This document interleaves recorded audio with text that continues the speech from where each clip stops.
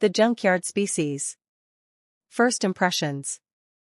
Ambassador Kelthran of the Ascendant Coalition stepped off his transport ship and immediately regretted accepting this assignment.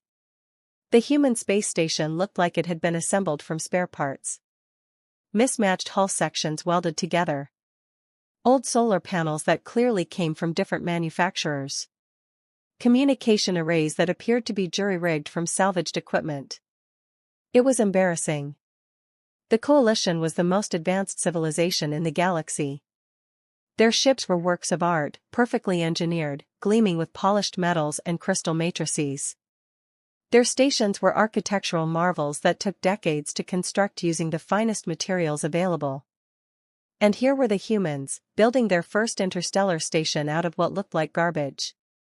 "Welcome to Unity Station," a human woman said, approaching with a smile.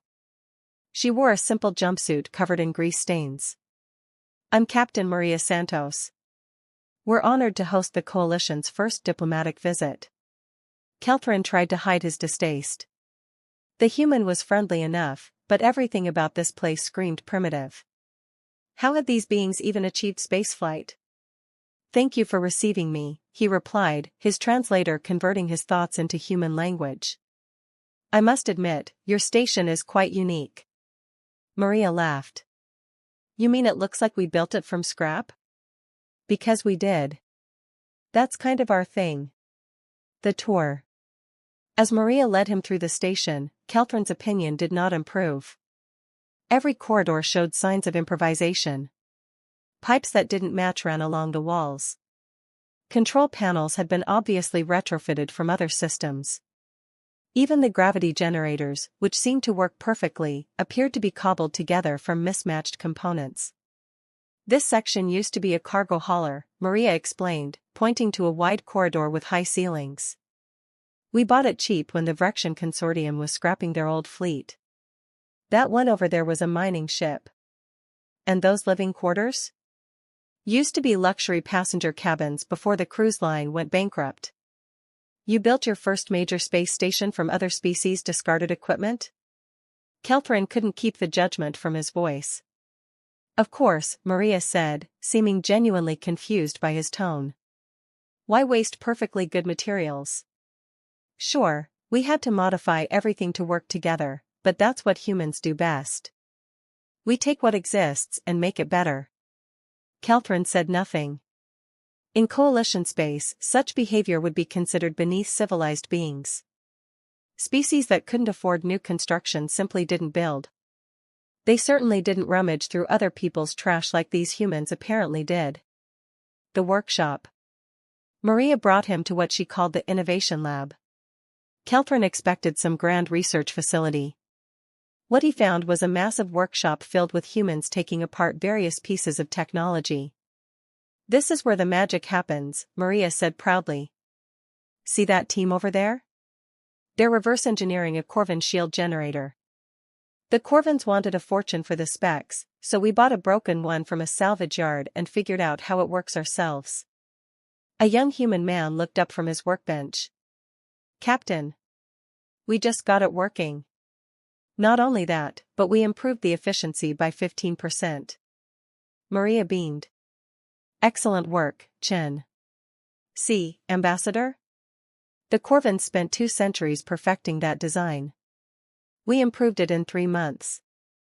Kelthran felt a chill run down his spine. "You stole their technology." "We bought a broken generator legally and fixed it," Maria corrected. "Everything we do is above board. We just don't believe in reinventing the wheel. If someone else has already solved a problem, why not learn from their solution and make it better?" This was disturbing. The Coalition had strict rules about technology sharing. Each species developed at their own pace, keeping their innovations secret, licensing them at enormous cost to others. It maintained order. It prevented dangerous knowledge from spreading too quickly. But the humans didn't seem to care about any of that. The meeting. Later, in the station's conference room, Kelthran met with the human delegation to discuss trade agreements. The room itself was typical of everything he had seen, a mixture of salvaged furniture, repurposed lighting, and cobbled together communication systems that somehow all worked together. Ambassador Calthrin, began Director James Howard, the human in charge of interstellar relations. We're excited about the possibility of joining the coalition. We have much to offer. Indeed, Calthrin replied carefully. However, the coalition has certain standards. Your methods of construction and technological development are concerning. We value innovation, but we also value intellectual property rights and proper engineering protocols. James nodded slowly. You're saying we need to stop building from salvaged materials and reverse engineering other species' technology. Precisely. If you wish to join the coalition, you must construct facilities up to our standards and develop your own technology through proper research channels. No more scavenging.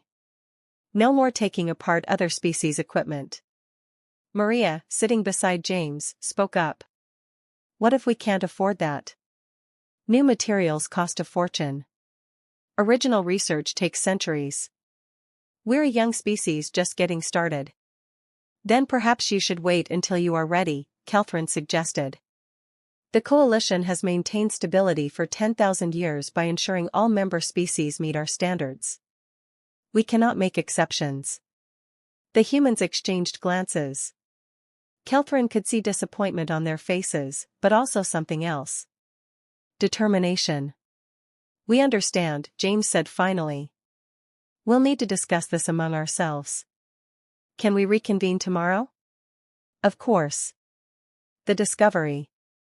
That night, unable to sleep in the station's guest quarters, Calthrin decided to explore. He wandered through the corridors, observing the human crew at work. They were always busy, always modifying something, always improving their makeshift station. He found himself in an observation deck, looking out at Earth below. The planet was beautiful, covered in blue oceans and green continents. It looked peaceful. A human technician was working on a control panel nearby. She looked young, probably fresh out of whatever training humans received. Can I ask you something? Calthrin said. The technician jumped, startled, then smiled. Sure, Ambassador. What's up? Why do your people insist on this scavenging approach? Surely you understand it makes you look primitive to other species. The technician thought for a moment. I guess it's just how we think. Humans have always been good at taking existing things and reimagining them. We didn't invent the wheel, but we put wheels on everything. We didn't invent fire, but we used it to forge metal. We see potential in everything, even in what others throw away. She gestured to the station around them. Every piece of this station has a history. That hull section survived a battle. That generator powered a colony for 50 years. These things have value, not just as materials, but as lessons. Every component teaches us something about how different species solve problems. Calthrin considered this. Your species learns by taking apart what others have built. And putting it back together better, the technician added. That's the important part. We don't just copy. We understand, adapt, improve. Before Calthrin could respond, alarms began blaring throughout the station. The crisis. Calthrin rushed back to the command center where he found chaos. Humans were running between stations, shouting coordinates and technical jargon. What's happening? He demanded. Maria looked up from a display screen, her face pale. A coalition research vessel just sent a distress signal. The Infinite Wisdom. They're on the edge of the system, losing power and life support. Engine failure. Calthrin's heart sank. The Infinite Wisdom is our newest deep space explorer. State of the art. How could it fail? Does it matter right now? Maria shot back. They have 200 crew members and only a few hours of reserve power. We need to help them. Our rescue ships are days away, Calthrin said, desperation creeping into his voice. They won't make it. Maria was already moving. Chen. Get me the specifications for coalition power systems. Johnson. I need a team to prep our fastest shuttle. Ambassador, we're going to need detailed information about your ship's configuration. Why? Our rescue protocols are very specific. You cannot possibly. We're going to save them, Maria interrupted. Now stop arguing and help us understand your systems. The rescue. The improvisation. Kelthrin watched in amazement as the humans worked. They pulled up every bit of information they had about Coalition technology, which was surprisingly comprehensive considering humans weren't supposed to have access to such data. How do you have these specifications? Kelthrin asked. Chen didn't look up from his screen. We bought 3 broken Coalition generators from a salvage dealer last year. Reverse engineered them. Your power systems are really elegant, by the way. Inefficient, but elegant. Under any other circumstances, Kelthrin would have been outraged. Now, he could only watch as these primitive humans analyzed his species' most advanced technology and found ways to improve it. Their main power coupling has failed, Maria announced. Without it, they can't generate thrust or maintain life support. We need to get them a replacement. The nearest Coalition facility with that part is 6 days away, Kelthrin said helplessly. Then we'll make one, Chen declared. You cannot make a Coalition power coupling, Kelthrin insisted. It takes weeks to manufacture using specialized equipment. The tolerances are exact. The materials are rare. Maria smiled, and it was the smile of someone who had done impossible things before. Ambassador, we've been making parts out of scrap for generations. We'll figure it out. The build. What happened next defied everything Kelthrin understood about engineering. The humans didn't try to replicate the Coalition coupling exactly. Instead, they analyzed what it did and built something that could perform the same function using materials they had on hand. They pulled parts from 6 different systems. A power regulator from a Vrexian cargo ship. Crystal matrices from a broken Corvin shield generator. Cooling systems from their own modified engines. They welded, rewired, and jury-rigged components that were never meant to work together. This will never function, Kelthrin said, watching them work. Those components are incompatible. The power loads will be completely wrong. They're incompatible the way they were originally designed, Maria agreed. But we're not using them as originally designed.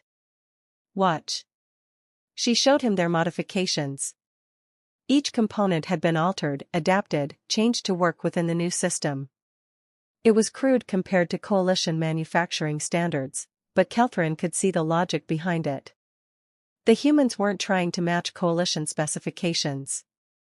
They were creating something new that could do the same job. It will work, Chen said confidently, for at least a few days. Long enough to get them to a proper repair facility. And if it doesn't? Kelthrin asked. Then 200 people die, Maria said simply. So it has to work. The race. The shuttle launched 3 hours after the distress call.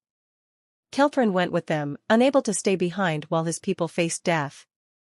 The human pilot, a woman named Lieutenant Parker, pushed their modified vessel to its limits.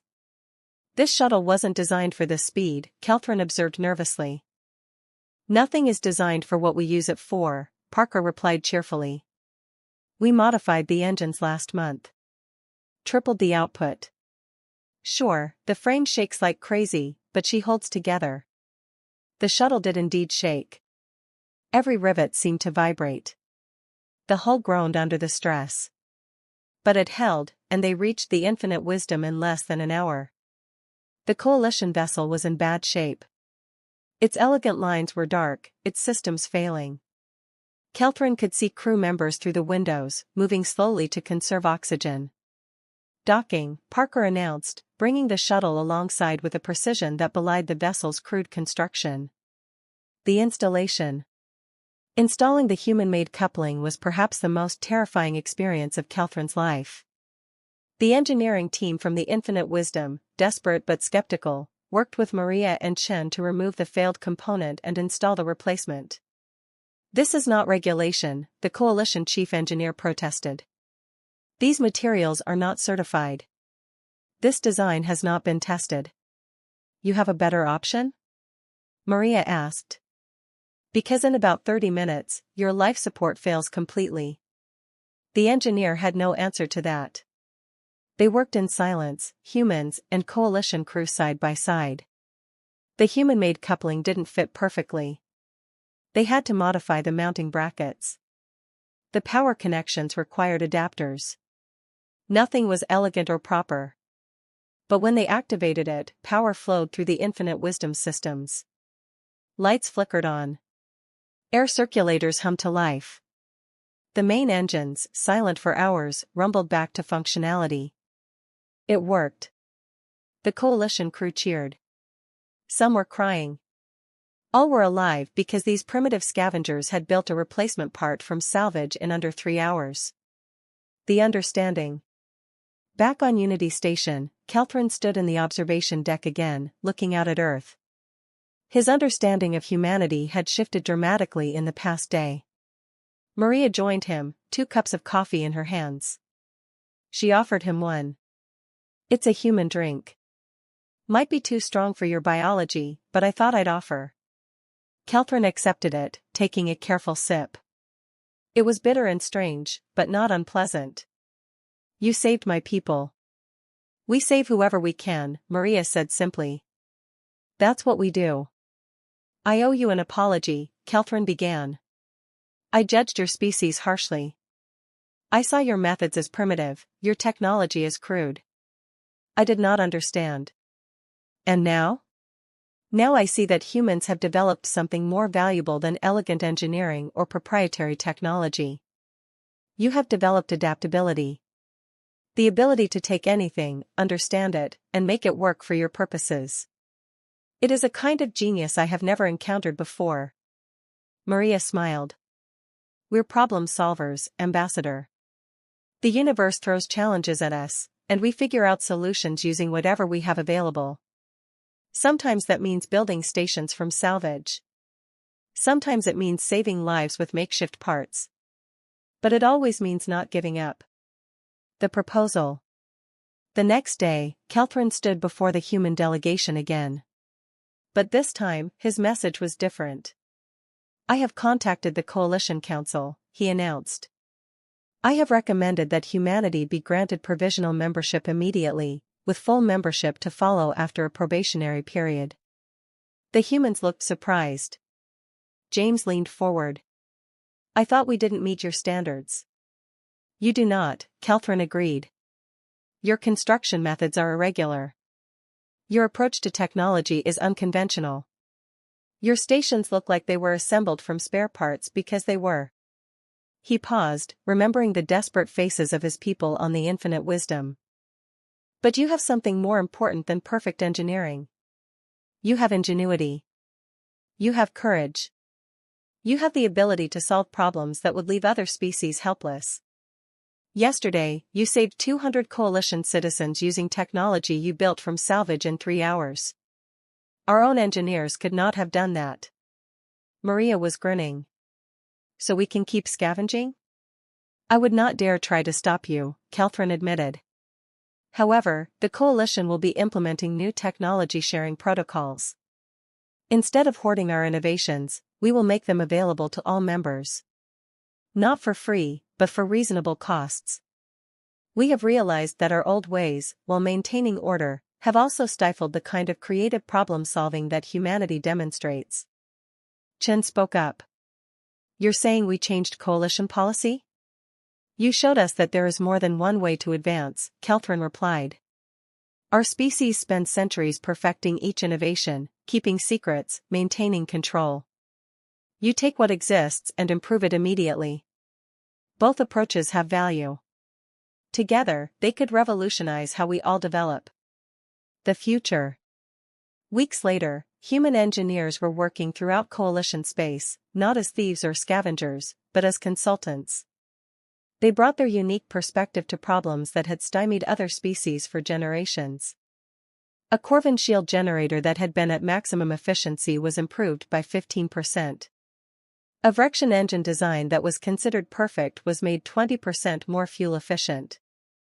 A coalition station that had taken 50 years to build was replicated in 5 using modular construction techniques. The humans didn't discard the elegant engineering of other species. They learned from it, adapted it, and made it better. And in turn, they learned proper materials science, advanced manufacturing, and theoretical research from their new partners. Kelthran visited Unity Station again 6 months later. It had grown significantly, now serving as a hub for human coalition joint ventures. It still looked like it was built from spare parts, because it was. But now those spare parts came from a dozen species, each contributing their best technology to a collaborative effort. "We're calling this section the Integration Wing," Maria explained, walking him through a new addition. "We're combining coalition, Corvin, Vrexian, and human systems into something new. Something better than any single species could build alone."